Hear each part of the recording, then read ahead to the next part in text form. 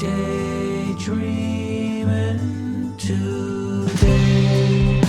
What's up, everybody? Welcome to How Musicians Make It. My name is Adam, and I'm your host.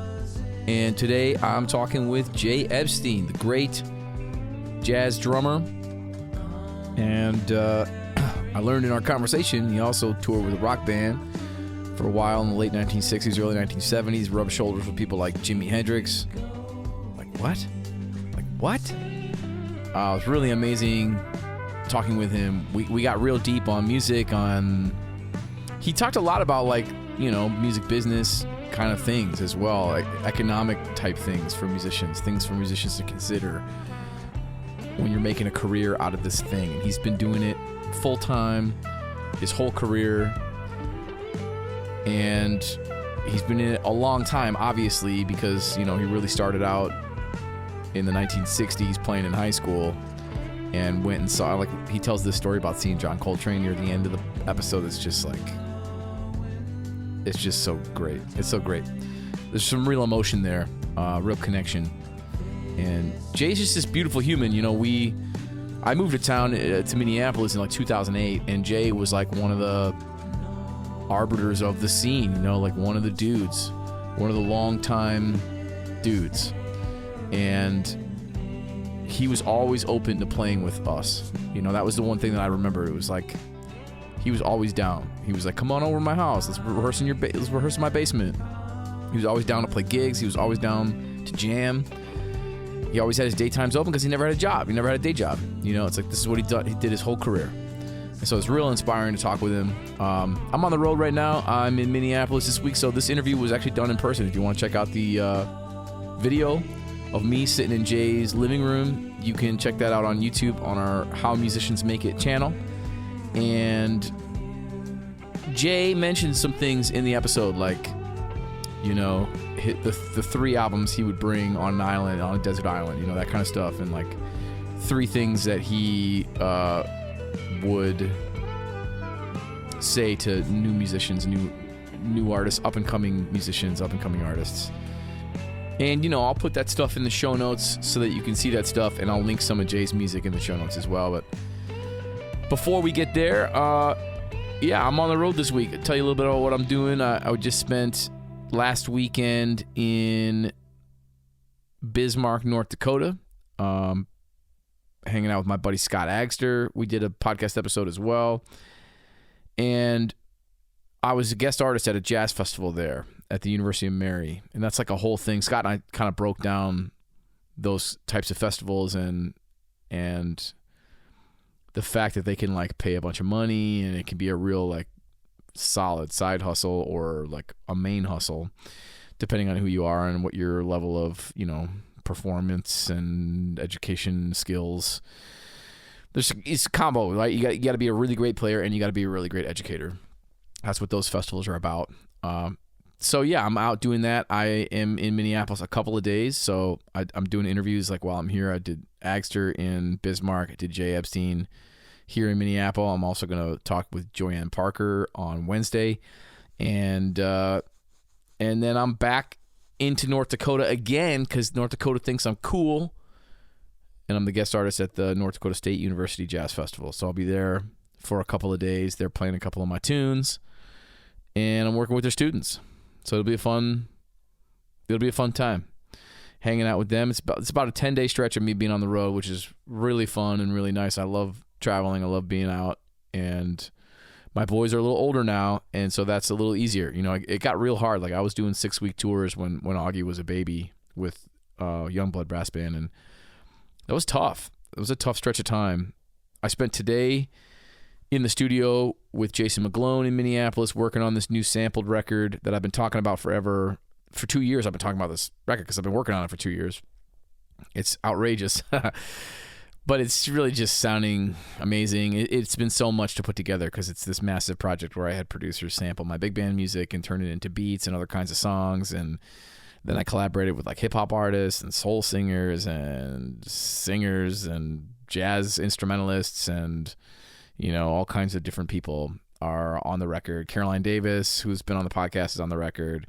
Felix from High Respects, the great hip-hop group from Minneapolis, is on the record. Toki Wright, who was on my 2018 Magnificent Madness release, is on the record. He's a rapper, Emmy Award-winning rapper. Kyle Raps is on the record, who's a really amazing hip-hop artist out of L.A. Lou Sarmiento, saxophonist. My buddy Scott Agster, trombonist, is on the record. Yeah, who else? Jason Favis did 2 of the tracks. Danelle, who I believe is going to go by Za the Great, is an old friend and a really great hip-hop artist out of St. Paul. She's on the record. And King Perry from L.A. did a track on the record with Cameron Kinghorn. Elise Jones is on the record, great vocalist. My wife, Jana, is on the record singing on a couple tunes. Gigamesh did a track. Gigamesh is like a indie disco DJ kind of dude, really amazing artist, makes incredible music. Who else? Oh, it's so many people. It's been a bear. It's been a bear to put this thing together, I'll be honest with you. Brandon Commodore did one of the beats, who was the drummer for, Stokely and Sounds of Blackness occasionally. I believe he's played drums. Well, Stokely's the dude, I think, from Mint Condition. He's been on the podcast. Who else? So many people. Medium Zach, who's a beat maker, did one of the beats that's just fire, absolute fire. Carnage the Executioner, the rapper, is on the record as well. So it's just been this massive project, and it's been a really, I've been learning a lot about being a producer, putting such a massive project together, what it takes to do it, how much money it takes to do it. We're probably going to print vinyl. I'll do some pre-sales. I won a grant to do it, for those of you who don't know, because I've talked about it, but it's been a long time. I won a $15,000 grant to make the record, and basically just like went after the people I wanted on the record pretty quickly and just said, like, look, let's do this.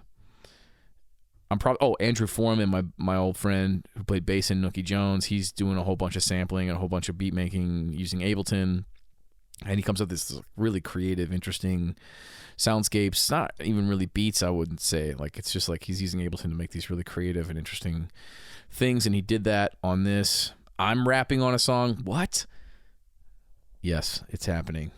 I apologize to everyone who only wants to hear me trumpet, but it's happening. And my buddy Jesse Irizarry, high school friend who is now a producer in Florida and is a rapper, singer. He made a few beats for me as well that I'm just now starting to layer trumpets on, and I think he's going to feature on one of them. Crazy thing is that Jesse and I had a singing group, a 4-person singing group in high school. Like, Jesse's a dude who, like, we would be in gym class and we'd be running around the track, just like half-ass in gym class, and he would be rapping to I would be beatboxing and he would be just rapping. He would be like freestyling, and he was so good at it. Like, I just remember him being so good at freestyling.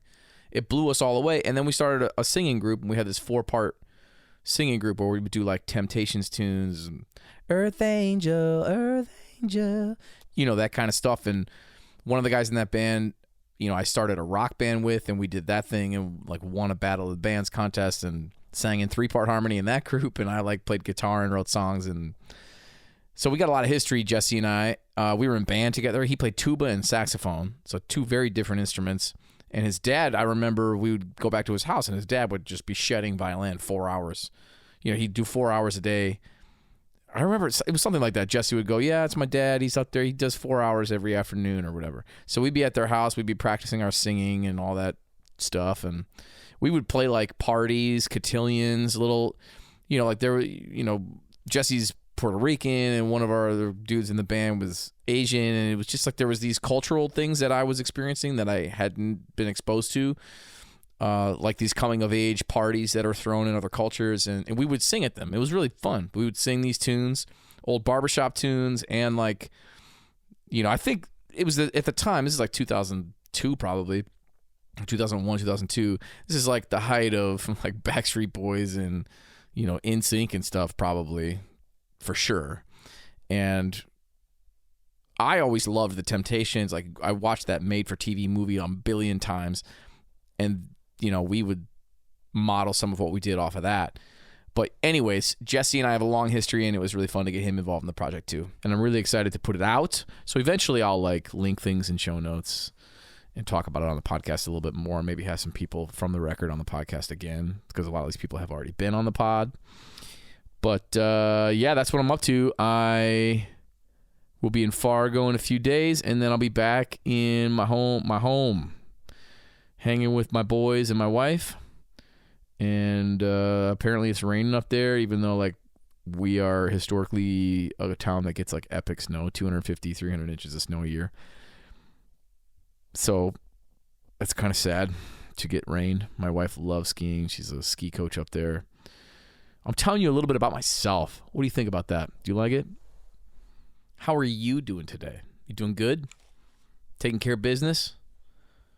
Getting some rest? Some relaxation? You recharging? Are you grinding? You hitting the gym in the morning?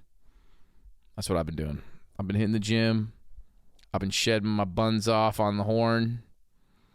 It's been fun. It's been fun to feel rejuvenated. Playing with those cats in Bismarck helped rejuvenate me. And it's kind of fun to have students come up to you and be like, hello, Mr. Meckler.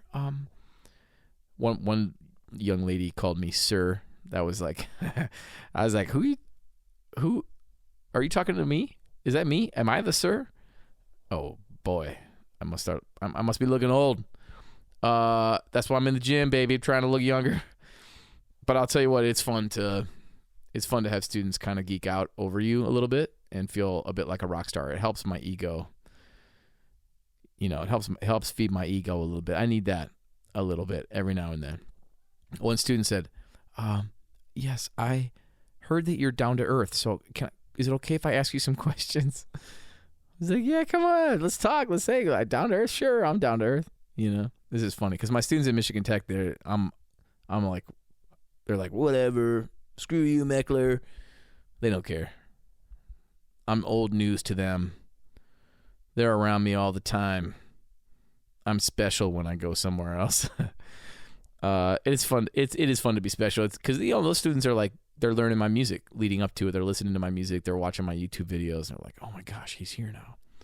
You know, so there's that element. That's pretty cool. And I think I said this, but Amy Nolte was on the festival, and she's got a huge YouTube music channel, 275,000 subs on that. And we hung and we played, and she is a ridiculous piano player. Ridiculous. Amazing singer too. But I didn't really play with her singing. I played with her on piano. And so I got to hear her burn on piano, and she was absolutely burning. Absolutely burning.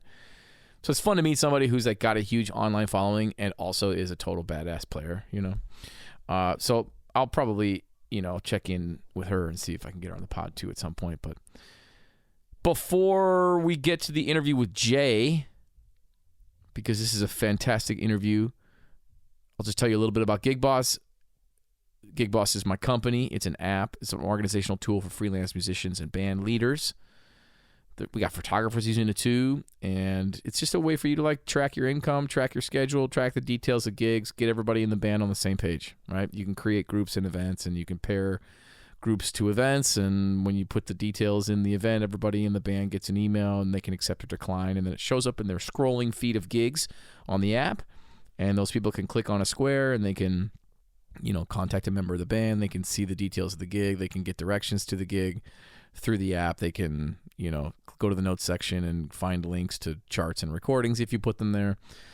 It's pretty slick, and I got two awesome devs working on it that are both musicians that both are like, man, what if it had this, and what if it had that, and one of my bands is using it, and they're asking about this, and so we're adding stuff. We're going to add stuff. We're working on hard on removing some old code and replacing it, and it's been a few months of that, but there's new versions coming, and I appreciate you all sticking with us. We're finally getting paid for it a little bit. There's a subscription service through the app for the books page. So if you want that advanced financial tracking page, it's $4.99 a month. It's pretty fun to get to that place. And if you like this podcast and you want to support what I'm doing, that's a great way to do it. Go check out that app. Without further ado, here's my interview with the great Jay Epstein. So it really? Yeah. So you've always played. Yes. Has playing always been your full-time thing? Adam, I've never had a day job. That's killing. I've never. And when I I mean, the only jobs I ever really had in life. I mean, I have a teaching degree in math and chemistry. I thought I was going to fall back on teaching, or at least substitute teaching or something. But no, the only jobs I ever had were when I was a kid, delivering newspapers and being a pin setter in a bowling alley. Sure, to nice, yeah, finance awesome. my first drum set. Wow. Other So than did that, you grow up here? I grew up in Winona, Okay. Minnesota, relatively small town, but there was a really good college professor that was a jazz player. He ran the Winona State College big band. Yeah. And right away when I was a freshman in high school, he kind of took me under his wing because I loved his music. He knew that. Yeah. And number two, I had already been immersed in a lot of music, a lot of jazz that I was attracted to. Cool. I mean, honestly, I didn't have any chops or anything, but I had a decent swing beat, and that's all he cared about. Sure. For doing lots of gigs. So I right away when I was a freshman, sophomore, I was playing every weekend with these older guys, 40s and 50s and 60s, that have been in big bands in the big band era of the 30s and 40s. Yeah. So these guys all kind of took me under their wing, thankfully. Yeah. Awesome. So you started playing, that's high school, or because the director there is at the university, but you were playing on the weekends. Yeah, I was that's playing all the weekends. I don't remember ever playing gigs. I mean, like occasionally in high school, some people would organize some things, but that seems... No, I told my band director at my high school I couldn't play in the marching band and make formations on the football field anymore because I had gigs. That's awesome. on the weekends. Yeah. So you went to school for math? Yeah. And didn't go to school for music. Did you study music at all while you were in school? Only I just played in the bands and orchestras and college big band then. No, I'm mostly self-taught. When I used to be for a while I lived in Hollywood, California when I was with this rock band Gypsy, and I took lessons from a guy named Roy Hart. He was a really good bebop drummer that owned a drum shop there called Drum City. And then when I moved to Minneapolis, I took a few lessons with Marv Dahlgren, famous jazz educator and percussionist that wrote Four-Way Coordination, one of our little Bibles. Okay. And then I studied, I was in New York for a while, and I studied with Barry Altschul, a drummer in Chick Corea's Circle with Anthony Braxton and Dave Holland. Barry was playing with those guys and other, a little more freer kind of grouping of people. But I was intrigued at that time. I'd been studying all my bebop drum kinds of things, but I was also intrigued with freer kinds of playing too.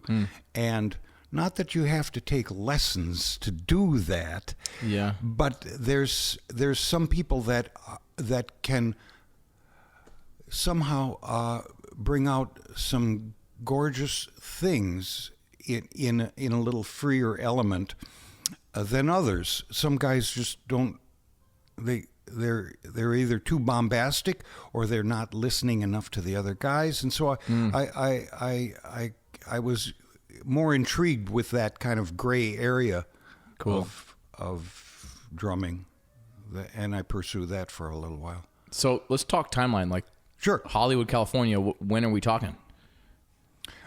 69, 70, 71. Okay. I lived in Hollywood, and even though I was playing a lot of rock shows with this rock band, I on all my nights off, of course, I ran over to the to Shelley's Manhole, Yep. which is a famous jazz club in Hollywood. It was only about a mile from my house, and so I was there a lot of nights, all my off nights, and there was another place called the Lighthouse in Hermosa Beach, and I hung Were you out sitting there. in jam sessions or just going to A hear couple of music? little jam sessions, but I wasn't really making a lot of jazz connections there at all, because this other thing took up all of my time. The rock band. Yes, they had So, what kind of success was the rock band having? Were you guys touring a lot?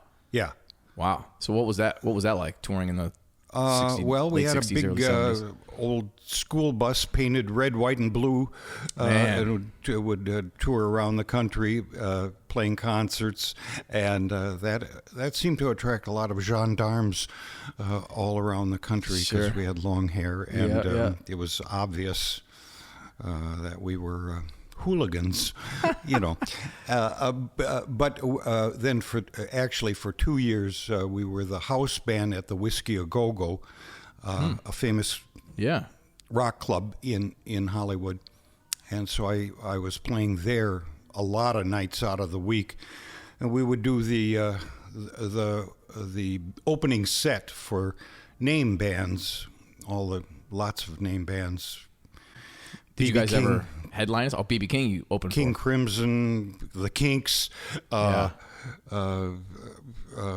Albert King, Little Richard, who Wow. played for, at that time. Did you hang with any of those guys? I rubbed shoulders with a lot of those guys. Yeah. Jimmy Hendricks came up and visited us, and Holy smokes. in our dressing rooms, and we were all part of that Southern California rock music scene at the time.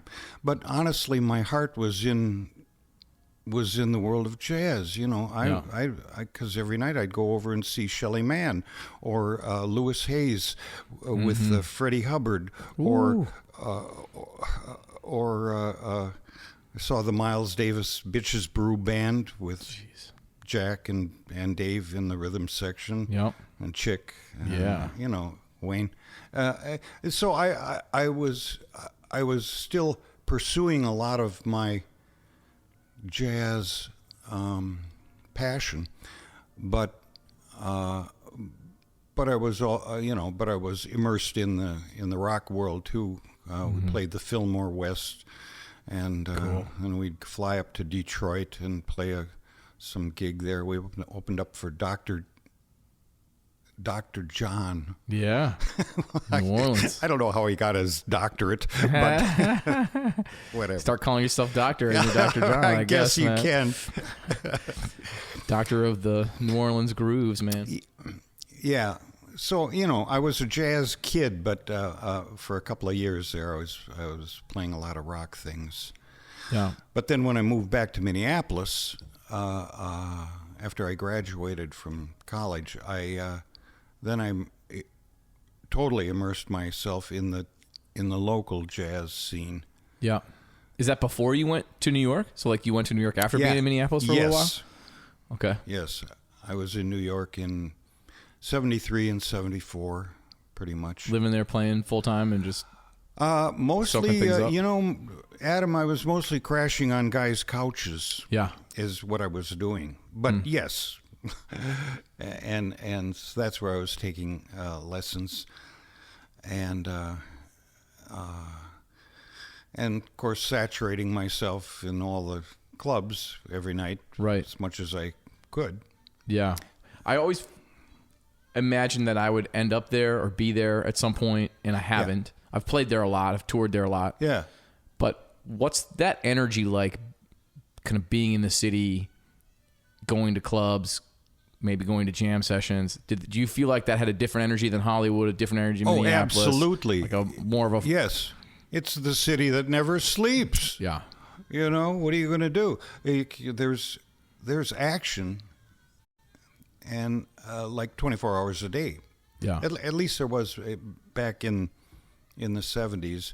It was, and Manhattan was quite a bit grittier than it is now. It's gentrified, and you can hardly afford to live in Manhattan at this point. Right.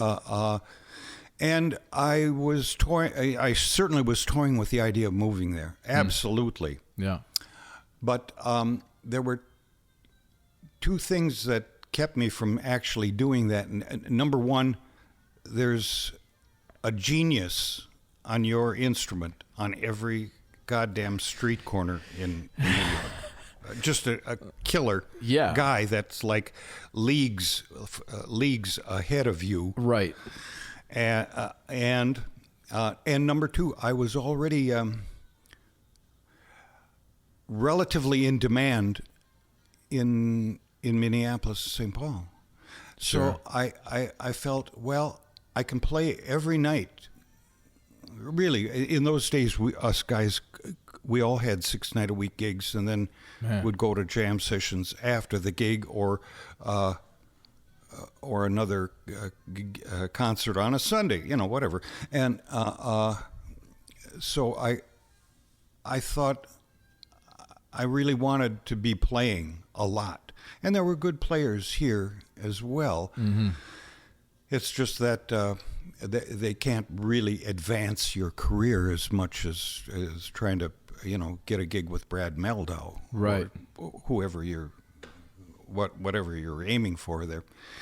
And so honestly, I felt like I'd rather be a big frog in a small pond, than a Mr. Nothing in New York. Yeah, and it's absurdly expensive too. Right. And I didn't, I've never had a lot of economic means. Sure. So there's that, Yeah. And so that's, when you talk about making it in the music business, there's two dimensions to that. There's economic and there's musical. Yeah. So, and both of them are pretty darn important because they feed off of each other. They influence each other. And so, but honestly, I always kind of believed if you take care of the music will take care of you. Now, that means you shouldn't believe that you need a brand new Lexus.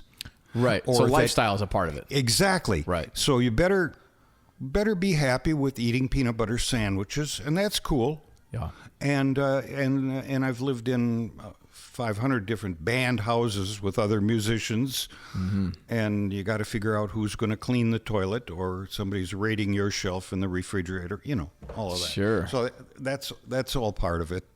But if you have enough determination, drive, and obsession and passion for doing this music, then you can do it. That's the most important thing. Yeah, absolutely. I've always felt that way. Yeah. It's tough, like the lifestyle thing's a tough pill to swallow. And one of my missions has been to go how can I maximize what I make on the music that I make? It's like making original music. Yeah. Are there ways to, I've been thinking a lot about sync licensing lately, and like getting my music into film and TV and commercials. And it's like, that can be a real chunk of change. Yes, indeed. And you guys, I imagine that there was a time in the cities, you're talking about 6 nights a week playing, where there was studio work too, and maybe you guys were even getting residuals. Like, what was that? Was that happening? Were you a part of that? I did a little bit of that.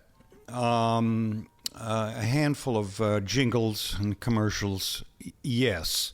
And once in a while, they'd pay into the Musicians Union Trust Fund, which was pretty darn handy, because a lot of us, because that's set up pretty well. But for a lot of us jobbing guys that do casuals and myriad small-time gigs, that doesn't get paid into the fund. That fund is set up so that the guys in the studios get the residuals. Yep. The guys in the orchestras always do. Yep. And also shows, all the kind of theatrical shows. Right, Broadway stuff. That's usually, theaters. those guys get their trust fund, their musicians' pension fund gets paid in. So, so I didn't really get in on a lot of that. Some of my peers have. Yeah, right. And good for them. Sure. That's like a grind. That's almost like you're clocking your ticket, you're contributing to a 401k, and then you're like hoping you can retire or something. I did some of those shows, man, and like I did children's theater stuff. I did stuff. Well, we did a show with Joe Voss. Yes. Which was super fun. That was my first thing that was sort of like that. Yeah. And then later I got more stuff. I did like The Wiz, and I did Matilda at the Children's Theater. Excellent. And I got asked to do, right before we moved, I got asked to do a show at the Orway, and I was like, oh, it's happening. I played at the Guthrie a little bit. I subbed for both guys on West Side Story. Yep. And I could see the appeal, you know? Yes. It's like you're there, you got regular work, you got a paycheck coming in, you got money going into a fund that theoretically you'll be able to get back someday. But also, not unlike teaching a lot, it takes a lot from you, you know? It takes a lot of your energy and time, and it becomes more like when I was doing those shows, I was almost like getting depressed because like, man, I'm playing the same music every night. Yes, you like, are. I'm a creative person. I want to be making creative music, and that's not what that is, you know? Correct. That's like a show up and execute. And then you, like from a trumpet playing standpoint, it becomes like, now this is the only thing I can play. It's like a weird, your body like ends up adapting to the show instead of being able to be flexible and move from thing to thing. Rather than expressing yourself somehow in ways that you really would like to do. Yeah. And that might be the path for some people, of course. Absolutely. Like some people want that, like regularity and consistency, but yeah, I always felt like that. Maybe I would dip my toes in that occasionally, but that wasn't really like the thing I wanted to do. You know? That's my philosophy also.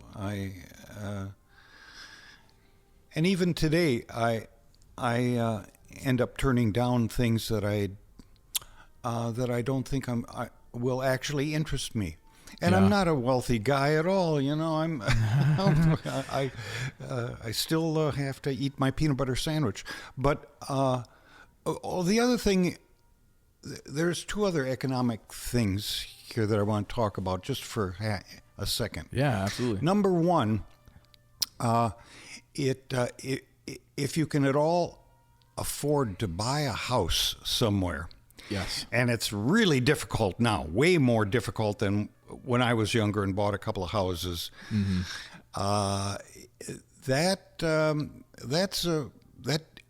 And actually paying off the house. I mean, my wife and I paid off our place years ago, and that eliminates a big nut from our ledger. Right. The other thing is I don't have any kids. Sure. That was a conscious decision, like a decision you both made together, or? Yes, it was. Yeah. Yeah. And God bless all of you that have children. I don't know how you do it. Yeah. I don't know how you balance your checkbook with children. But for me, that seemed such an obvious choice, given that I've wanted to pursue this lifestyle of playing creative music as much as possible for decades, and and I could see where that would be a pretty good size impediment to doing so. Yeah, but it certainly makes decisions. You have to consider something else when you make decisions. For sure. I'm not being judgmental for anybody else, you know. Yeah, so how then, you've been here a long time in the cities. You've seen the way things work in the music industry change many times over. how are things different now here in the cities? Let's just talk about gigging, like the gigging life. You're trying to make money, playing 5-6 times a week if you can. I was certainly doing that here. I was playing all the time. Yes. Saying yes to everything, and over time would sort of be able to say no to some things, But how have you seen things change? Is there a difference in the pay scale? Like, were you guys making more money compared to today, do you think, per gig? Have things changed in that way? A little bit. Years ago, there were many more venues that had live music. So you could walk into a hotel lobby or a saloon somewhere, and there was always somebody playing, or singing with a band. Mm-hmm. And so I did that all through the 1970s. And all those things were 6 nights a week, and that has all evaporated. Partly because music is now so ubiquitous that it almost to Joe average public, it almost is irrelevant. Yeah. In years past, and actually for millennia past, whenever there was live music, that meant that this event is special. If it was a wedding or it was a dance, or your tribe got together to praise whatever deity they were praising, then all the drummers got together and everybody got into a trance, and that made it special. Yeah. And now everywhere you go on the planet, there's music playing behind you. So it's the specialness of having live music for an event is practically meaningless at this point. Compared to what it used to be. Right. And so I understand that I understand that problem, but even so, given that problem, the creative music venues are always in flux. Mm-hmm. So these things pop up, and here today, gone tomorrow. Okay, that's fine. Right. But they're always a little something new. There's something else going on, or another situation where a lot of us guys still can play, and that's what I center myself on. I don't. I don't think it's any worse than it used to be for creative music, and honestly, I don't. But I'm in a lot of different bands and different musical situations, so I might. So I'm. It's nice to be able to do that, but yeah. I mean, I imagine that like creative music was always sort of niche. Yes, and so in that way, it's like there are still people that want to hear that kind of music and like gather for it. I think so. Yeah. I think so. I think it's honestly, I think it's almost as healthy as it always has been. Wow. So there's a lot of our peers that grump about that, of course. Yep. But places are out there, and if you can't find a place that wants you, then you can start to try to develop a place. And my hat's off to a lot of people that are entrepreneurial enough to make a situation happen for them, where they can play the music that drives them. Right. And that's really like locally, Artist Quarter was one of those spots, Absolutely. Right? With Kenny Horst, who... Oh, yes. What, did he create that place? Was that like his spot always, or did he buy it from somebody? Do you know? Kenny has always been very ambitious about making a situation happen. I mean, there's been 3 Artist Quarters. Right. 3 incarnations of the concept. And even before that, Kenny used to book a lot of different rooms around the Twin Cities. Oh, interesting. Yeah, and it was all healthful, wonderful stuff. I used to go see Phil Wood's quintet somewhere with Tom Harrell. Jeez. Not at the Artist Quarter, at a place called Williams Pub on the corner of Lake and Hennepin. Anyway, okay. And there's about 15 other places too. So he's always been very dedicated toward that. So he booked that band, that Phil Woods Quintet. Oh, absolutely, Wow. yeah. And Cool. and I saw Cedar Walton with Sam Jones, Billy Higgins. No, Sam Jones wasn't on that gig. Might have been Williams. What's his name? Anyway, so that's proof that that you can invent a bit of a space or invent a bit of a venue. Yeah, absolutely. For yourself. I think a lot of young musicians think about that now. They think about DIY spaces, home concerts. Yes. People put together whole tours of that kind of stuff. And I think a lot about like anchor gigs. So right now I'm in the middle of this trip where I'm doing a guest artist gig I just did a guest artist gig at University of Mary in Bismarck, and then Wednesday I leave to go do one in Fargo. So it's like two in North Dakota in the same week. And if I wanted to, it's like I could have gone like, okay, I have an excuse to be out here. Like I'm doing this with the podcast. I've got an excuse to be out here, so I'll spend a couple of days in Minneapolis. I'll do 2 days in the studio. I'll interview some people that I've wanted to talk to. But what I could do is go like, I'm going to bring my trio supercell and I'm going to supplement those smaller gigs with these like bigger chunks of money you can get from universities, right? Or like high schools or whatever. You do these like sort of educational clinic type things. Yes. Get a big chunk of change, use it as a anchor to be able to fund the rest of the thing.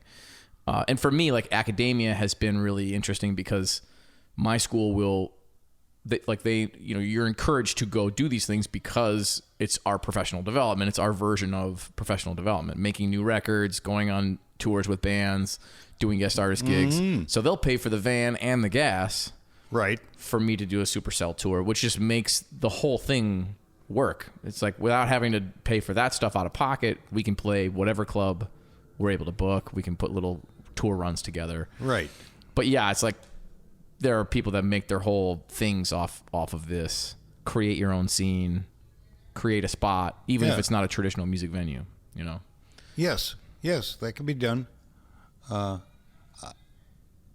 I've never really done it myself, but I have the most admiration for those guys that do that. Max Santiago did it at Jazz Central. Yeah, Jazz Central.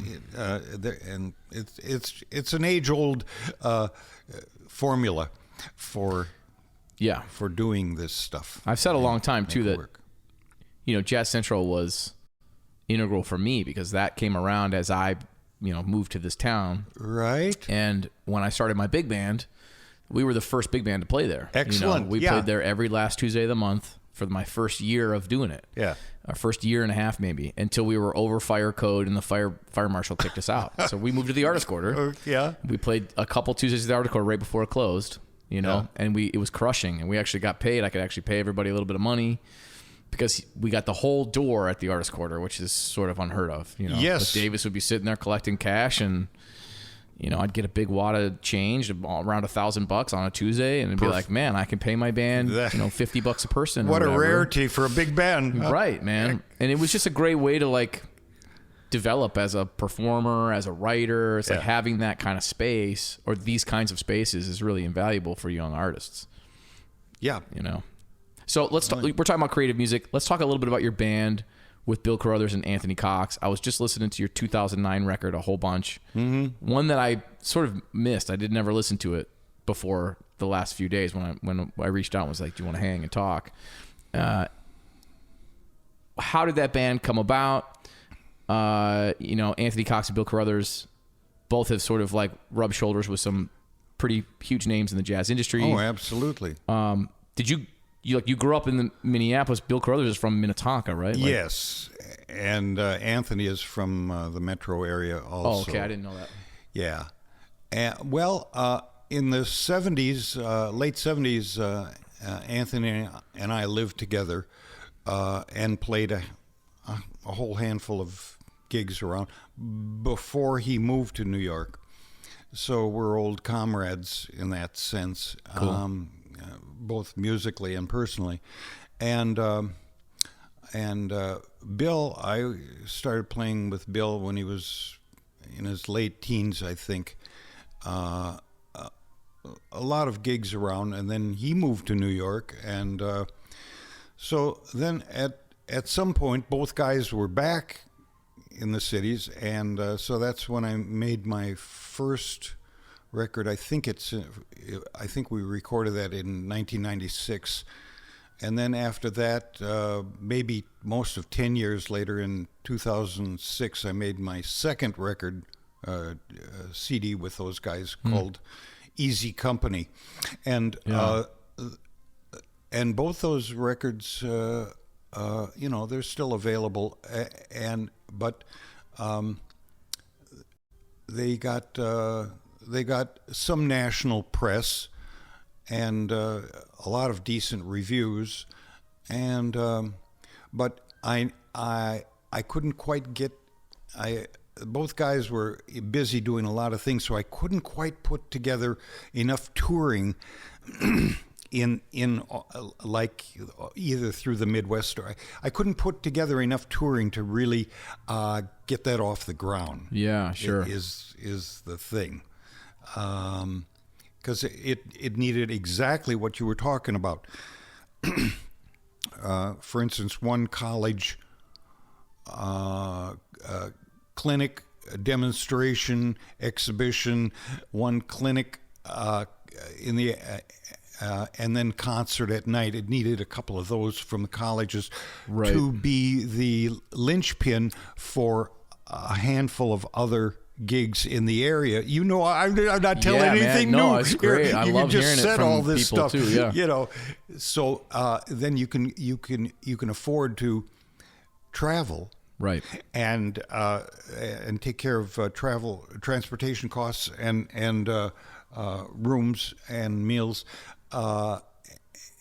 and still play a lot of little places that aren't going to pay you what you really deserve. Right. But that one or two gigs can kind of be the grounding, the main bullseye for your tour to finance it. Yeah. So did you hire a publicist for those records? Is that how you got those reviews? Did you mail things out yourself? I mailed everything on myself. Yeah? Yes, Ooh, of course. Man. That's a lot of work. Do you feel like? So I've gotten maybe a little bit jaded surrounding this, but I did my first couple of big band records and really. Just wanted to use the people in my band. I didn't want to bring somebody famous into the band to put a name on the record or whatever. Right. Like a lot of people do. This is like a formula. Absolutely. It's like, let's bring in Rich Perry to be a guest artist, and then I'll get Downbeat to review my record. I was like, my band has a personality. We've been spending every last Tuesday of the month playing for years in Jazz Central and Artist Quarter. Yeah. Like, this should be the band that records. This should be the band that's featured. We have a personality as a band. And my first record did well. Like, somehow a guy at iTunes found it and listed it as one of the best jazz releases of 2014, which was really cool. And I did hire a publicist to try and get some reviews. There was some small things. It wasn't, nobody like Downbeat or Jazz Times has really ever acknowledged that I exist. And I think it's because I've acted in this way. Do you think that having Anthony and Bill, because of them being in New York City, did that help? Did people recognize their names when you sent stuff out? Was that a factor, or were you just like, it was the music and the music was great and that was all it needed? I'm not sure. I'm not sure if it was much of a factor, honestly, because so many of these reviewers get inundated with 57 albums every day. Yep. with name guys on it. So Right. I don't know if that really helped with getting good reviews or not. Although I've done a handful of tours in Europe with Crothers, and I did talk with people there that were interested in that trio. Cool. So that, but maybe not interested enough or didn't have the connections enough for me to make a European tour happening. But How do those Europe tours happen? Are those Europe gigs? You played a little in Europe. Was those festival gigs? yeah. Okay. No, excuse me. Some were festival gigs, but then augmented with the other smaller jazz club venues in Paris or Brussels, or Milan, wherever we were. Did you find that over there, the audiences were more receptive, promoters were more active in promoting the shows? Like, that's certainly been my experience. Absolutely. Yeah. Absolutely. In Europe and Japan, the audiences there are much more accepting and attentive and appreciative Yeah. than the classic American audience, I think. And so even though you're bringing a little something new to them, they still recognize that you are there as an artist expounding or emanating whatever stuff is in your heart and soul, and they respect that artistry or that commitment to the art. Yeah. And the same thing about Japan. I've never toured Japan, but from a lot of our peers that have been there, I hear similar kinds of anecdotes. Yes. I've heard that as well. Yeah, and there's like these hotel gigs you can get, and they'll put you up, and you could be there for 6 months playing every day. And that's it's pretty interesting. Jan and I have been just recently. We've been like, should we move to Europe? It's like we're already kind of out in the woods in the UP. It's it wouldn't be that crazy, and it'd be an adventure. And our boys are still young, and it's like they could learn a new language pretty fast. Sure, you know what I mean. And there's an audience over there. A couple American jazz musicians move over. Yes. You know what I mean? Like, yes. We've considered it. Okay, cool. I've got a couple like rapid fires. Okay. To ask you. Sure. So it's let's go with, what's the secret to a long and committed relationship as a musician? You with your sweetheart? With your sweetheart. Oh my gosh. Yes. It's well,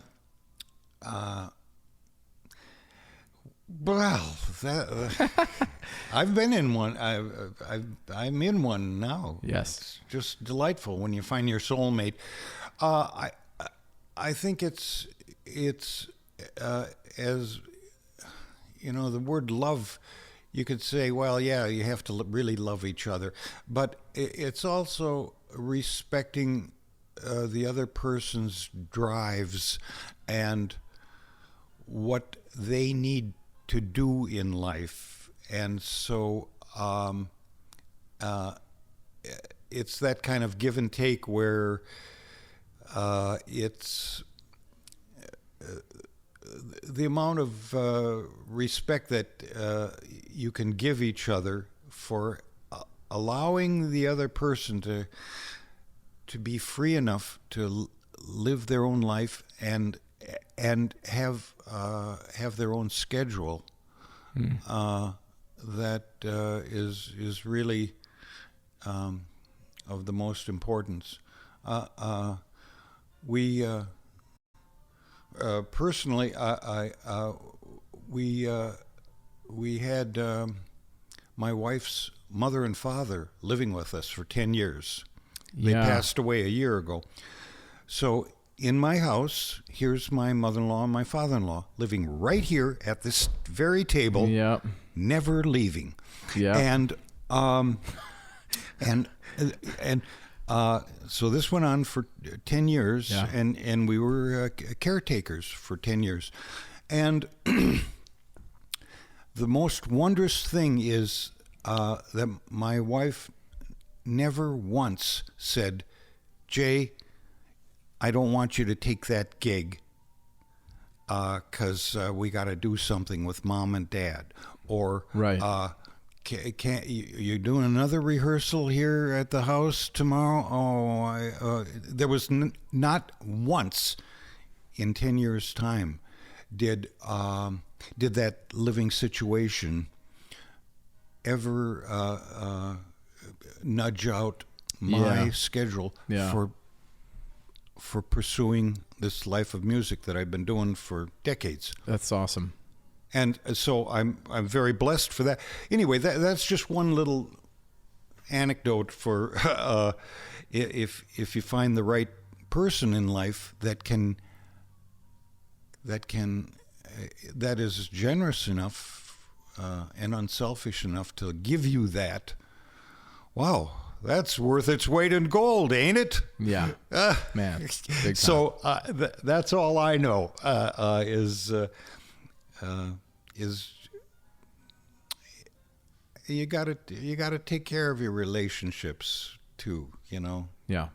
They don't just magically appear, and you have a good time in the bedroom, and you go out, and life is a big, wondrous garden of pleasures and delight. Right. But there's a lot of little work things. I mean, you have to figure out which one of you is going to clean the toilets. Who's it going to be? Yeah. You take turns? Right. It's like Right. There's a lot of that negotiating, and that's all part of keeping a balanced relationship happening year after year. Right. Cool. Okay.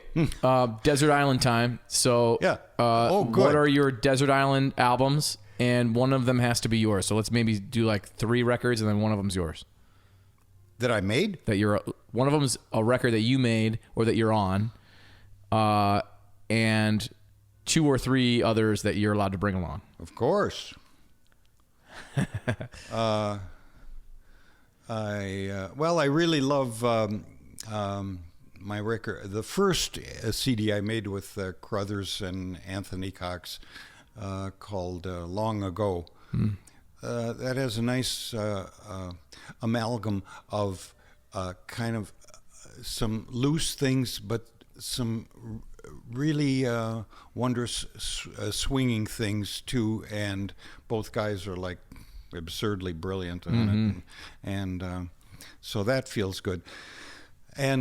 But there's the first album I have to take along with me is Now He Sings, Now He Sobs, Chick Corea, Miroslav, Roy Haynes. Yeah. For any drummer, I consider that that trio, and particularly Roy's playing, as the Bible. That's the Bible for me. Other than that, you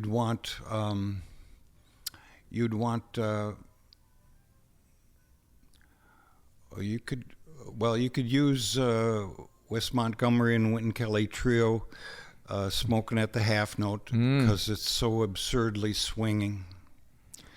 And there's nothing wrong with, for a totally different mood, is Coltrane's ballads. Oh yeah. And that, if that isn't enough to make you cry in the middle of the night, then your heart isn't beating. Luckily, as a kid, I was lucky enough to see the Coltrane Quartet in 64 or 65. I think I've read your story on this. Yeah. And I would love it if you would tell that, because it's just like the way you say it, like you're shooting daggers through my heart. It was like, Yes, like that. That's what it did. So I've been listening to.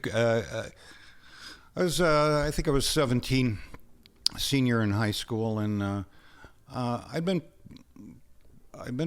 playing jazz for a few years with my all my young comrades, and I've been listening to Coltrane and Miles, of course, and I loved at that time live at the Village Vanguard, and obviously as a drummer you have to deal with Elvin. Yep. At some point you got to go, this is quite something. Mm-hmm.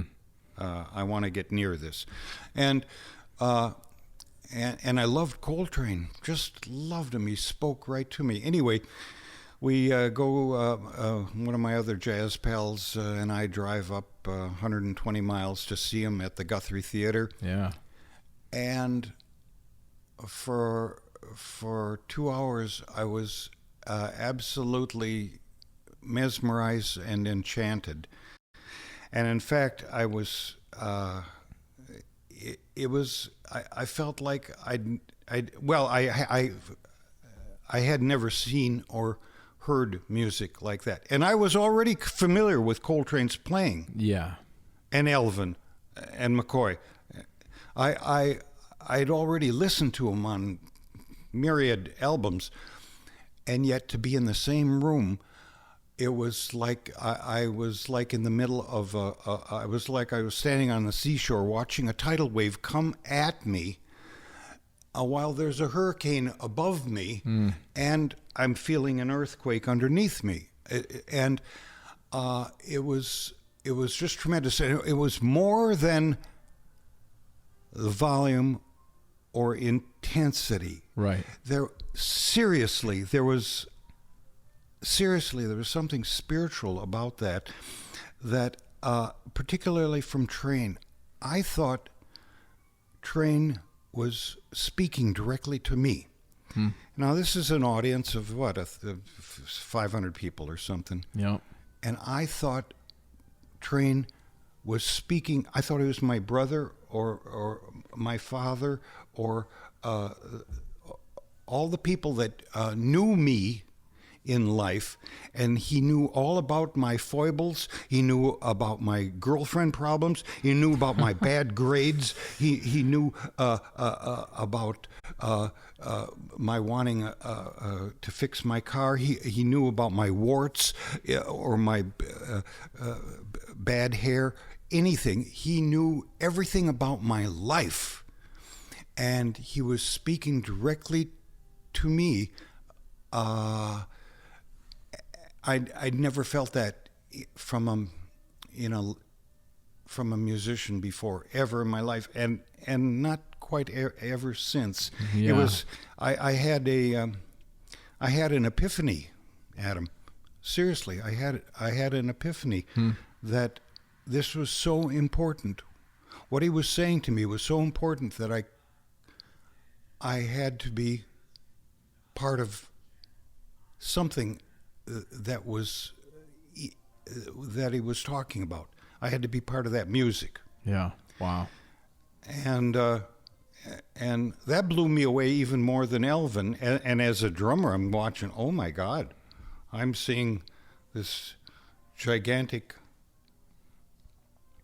icon Yep. do things that I never even imagined. And yet, Train made me realize I have to commit my life to this thing that we do. Yeah. And there's nothing more important than that. Man, that's beautiful. And I'm still there. It's amazing. Seriously, I was just practicing this morning before you came over. Yeah. I'm in the shed every day. Yeah. Just trying to hone a few things and keep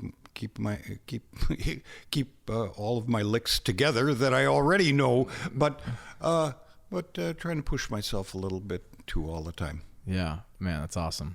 Yeah, I left. I was at a different school my first year of college, and Janet gave me a Love Supreme. I hadn't really listened to that, Okay. We had just started dating, and she bought me this book that Ashley Kahn did on the making of the record. And yeah. I started listening to the album, and like I hadn't heard anything like that before. And at first I was like, I don't understand this. Right. I'm not into it. Yeah. And then I listened to it again and again and again and again. And it slowly became one of my all-time, if not my all-time favorite record. And I transferred schools. I mean, I was literally like, I was at school to do something else. My whole life I wanted to major in music. Somebody in high school told me I should go to school to be a pastor for church.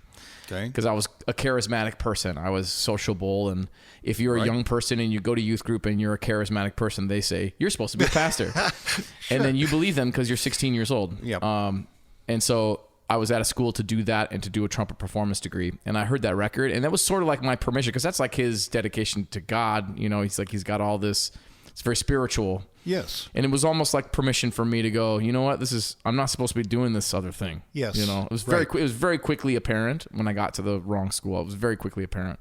So within a couple of months, I was applying in other schools, and I ended up going and studying with Fred Sturm at Lawrence and doing a jazz degree there.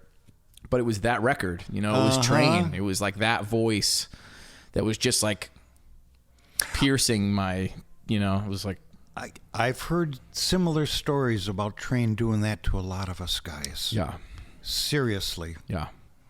There's something there that is so magnetic and so magical to those of us that can hear it. Other people, and nowadays there's so many guys that are such brilliant technicians. You got a guy like Michael Brecker, or a guy Chris Potter. These guys, George Garzone. These guys are phenomenal players. Yep. But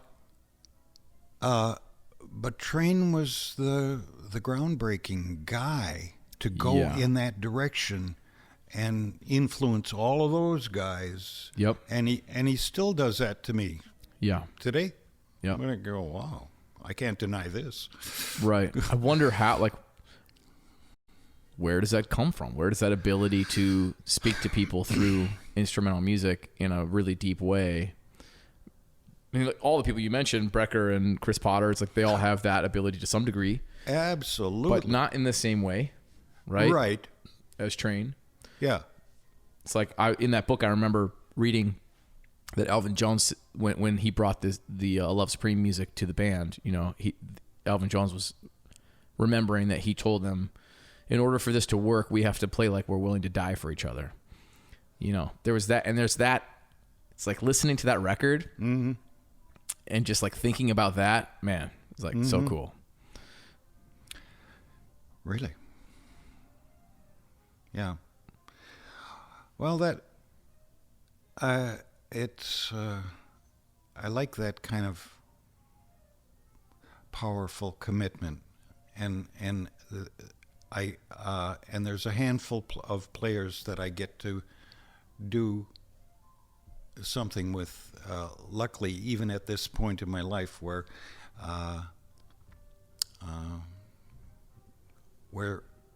I get to snuggle up against.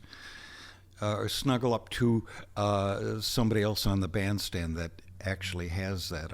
I just did that last night with Dean McGraw. Oh man, yeah. And he's got that.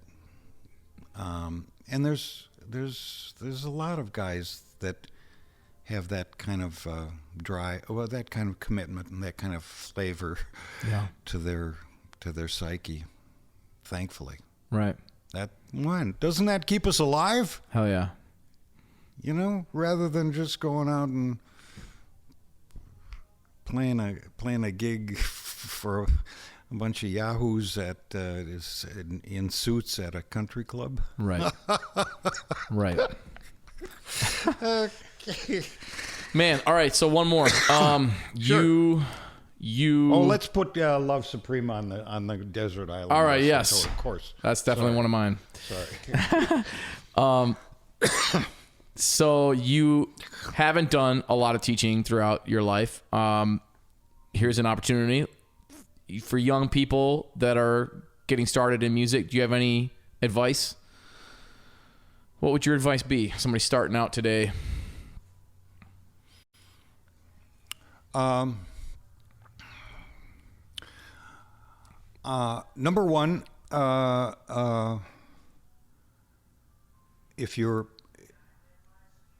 we all have to practice our scales and rudiments. We all have to do that. So I'd say, particularly when you're starting out, I'd say your metronome better be your best friend. Let's make that our best pal. Yeah. Because without tolerably decent time, you're screwed. Yes. Nobody wants to play with a guy who's either lethargic or wishy-washy or too aggressive and trying to spit out a whole bunch of notes out of his mouth. Nobody wants to deal with that. I mean, very few people, So you and the metronome should be just that's your Siamese brother there. Yeah. That's your twin there. You should just get right next to him. That is number one. Number two is if you're interested in this music, you better listen to it every day of your life. You hear something playing in the background right now? Yep. Yeah, that's an internet radio station called the Oscar Peterson Channel. That plays Oscar Peterson 24 hours a fucking day with no commercials. Yeah. Is that okay? I mean, it's just let's infuse our lives with the music that we're interested in all the time. Yeah. And that's I think listening to the great masters that really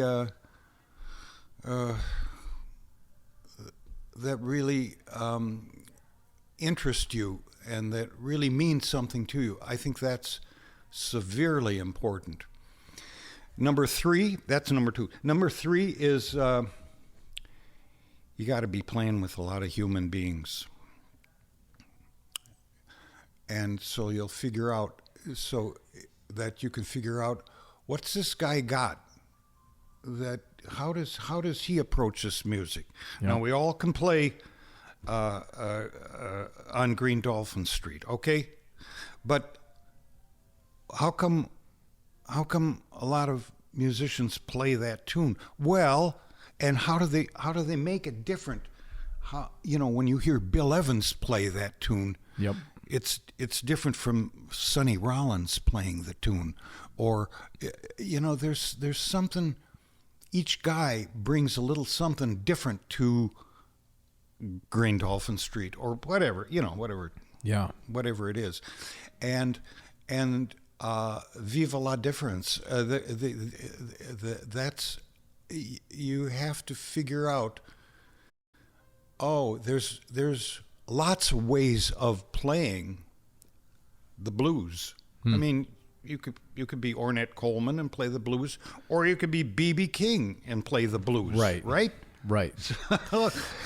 Or it could be Monk. Yeah. Or Chick Corea. There's so much to learn here. Just considering the different pathways that these guys find and present a way of playing. And so that's really important for you to figure out too.